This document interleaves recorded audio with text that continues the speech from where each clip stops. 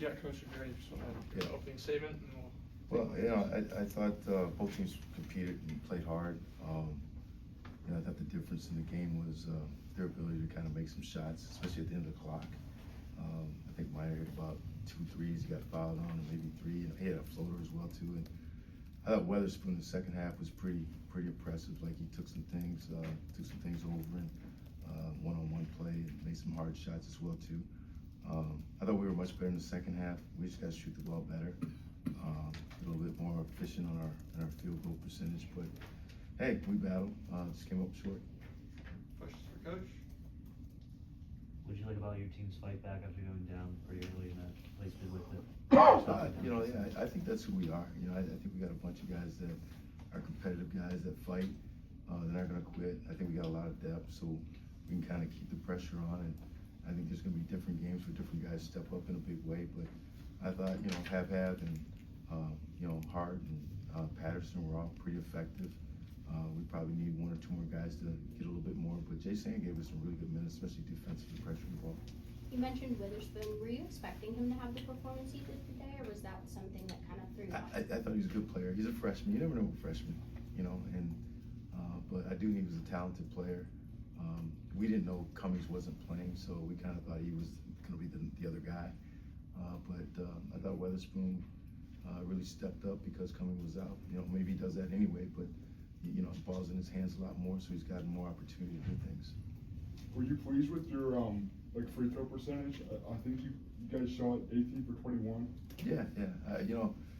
We had played 2 exhibitions. We played an exhibition game in a scrimmage, and we shot just like that. And then we played our first game, and we were like 53%. So that was really the outlier. Like we really are a good free throw shooting team. It's just we had a little bit of a poor free throw shooting first game.